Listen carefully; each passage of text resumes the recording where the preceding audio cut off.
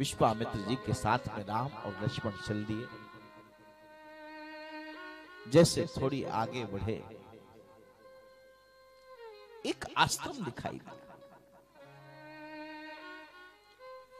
और मित्रों, विचार करने का विषय है, खग मृग जीव जंतु की कौन कहे, इस मनुष्य की कौन कहे, इस आश्रम में कोई खग मृग जीव जंतु पशु पक्षी भी दिखाई नहीं दे रहा। और यह आश्रम किसका है? यह आश्रम है माता अहिल्या का, जो गौतम की पत्नी। राम जी ने देखा तो गुरुदेव से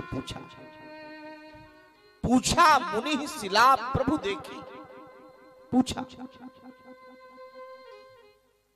विश्वामित्र जी ने कहा कि राम, जिसको कोई नहीं पूछता उसको तुम क्यों पूछ रहे हो? राम जी ने कहा, गुरुदेव, आप तो मेरे स्वभाव से परिचित हैं। जिसे दुनिया पूछना बंद कर देती है, मैं उसी को पूछने लगता हूं। यही मेरा स्वभाव। राम जी ने पूछा, गोस्वामी जी लिखते, पूछा हम मुनि ही। गुरुदेव से पूछा, ये कौन है? ये आश्रम किसका है?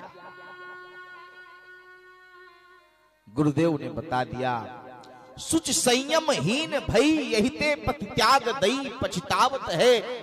करनी बिगड़ी करनी की कछु, बिगड़ी करनी को सुधारत है। तनते मुनि पीय सिलासी भई, मनते कछु और निहारत है। अनिरुद्ध परी मग में प्रभु के, पग नीरज की रज चाहत है। पग नीरज की रज चाहत। गौतम नारी श्राप बस उपल देह धर धीर। गोस्वामी जी लिखते हैं, चरण कमल रज चाहती, कृपा करहु रघुवीर। पग नीरज की रज चाहत।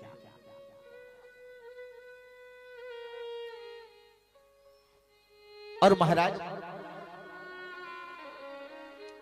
और विचार करने का विषय है, जितनी कृपा भगवान ने अहिल्या पर की, उतनी कृपा किसी पात्र पर रामचरितमानस में नहीं की।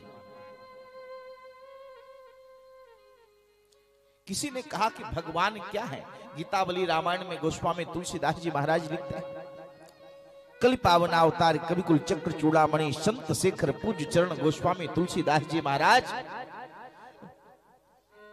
अपनी कृति गीतावली में लिखते हैं कि प्रभु मूरत कृपामयी, भगवान कृपा के बने हुए हैं। तो क्या उनके संपूर्ण अंगों से कृपा बरसती है? हाँ हाँ, प्रत्येक अंग से भगवान कृपा करते हैं, बिल्कुल करते हैं। कैसे?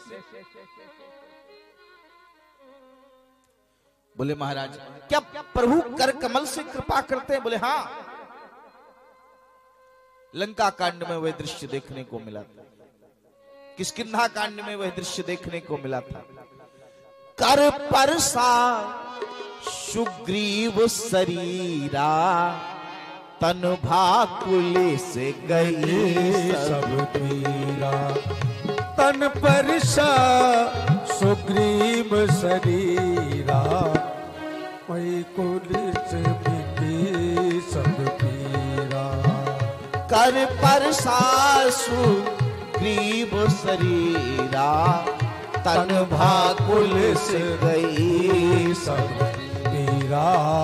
तन भाकुल से गई सब पीरा। तन भाकुल से गई सब पीरा। सुग्रीव जब बाली से पिट करके आया तो भगवान ने उसके शरीर में अपने कर कमल का स्पर्श कर दिया, तो सारी पीड़ा दूर हो गई। ये भगवान हाथों से कृपा कर। तो किसी ने कहा कि भगवान हाथों से कृपा करते हैं, नेत्रों से भी करते हैं। हाँ,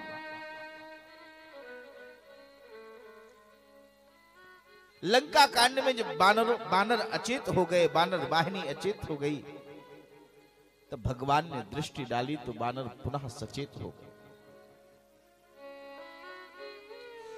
देखा राम सकल कपि सेना, राम जी ने सेना को देख लिया तो सारी सेना पुनः स्वस्थ हो गई। ये भगवान के नेत्रों की कृपा है। तो भगवान के कर भी कमल, भगवान हाथों से भी कृपा करते हैं, भगवान नेत्रों से भी कृपा करते हैं और भगवान वाणी से भी कृपा करते हैं। बोले हाँ, कहा? अरण्य कांड में देखिए, बचन किरातन के सुनत जिम पितु बालक पे। ये भगवान के कानों की कृपा है। भगवान कानों से भी कृपा करते हैं। तो भगवान क्या वाणी से भी कृपा करते हैं? बोले हाँ। कैसे? बोले बोले बचन भगत भय भंजन। अब बोले बचन भगत भयहारी। दो जगह भगवान बोलते हैं तो भक्तों का भय दूर कर देते हैं। ये भगवान की वाणी की कृपा है। तो भगवान नेत्रों से भी कृपा करते हैं, भगवान वाणी से भी कृपा करते हैं, भगवान कर कमलों से भी कृपा करते हैं और भगवान चरणों से भी कृपा करते हैं। बोले महाराज अहिल्या के प्रसंग में चरणों की तो भी कृपा विशेष है। चरण कमल रज चाहती कृपा करहु रघुबीर। तो भगवान सबसे कृपा करते हैं। तो बोले महाराज पूरी रामायण में जिसे हाथों की कृपा प्राप्त हुई उसे कोई दूसरी कृपा प्राप्त नहीं हुई। जिसे नेत्रों की कृपा प्राप्त हुई उसे कानों की कृपा प्राप्त नहीं हुई। जिसे कानों की कृपा प्राप्त हुई उसे पैरों की कृपा प्राप्त नहीं हुई। जिसे पैरों की चरणों की कृपा प्राप्त हुई उसे हाथों की कृपा प्राप्त नहीं हुई। लेकिन संपूर्ण रामचरितमानस में अहिल्या एक ऐसी पात्र है जिसे सारी की सारी कृपाएं एक साथ प्राप्त हो गई। कैसे? बोले महाराज पूछा तो वाणी की, पूछा तो वाणी की, पूछा राम पूछा मुनि शिला प्रभु देखी। देखा तो नेत्रों की कृपा और सकल कथा मुनि कही विशेष।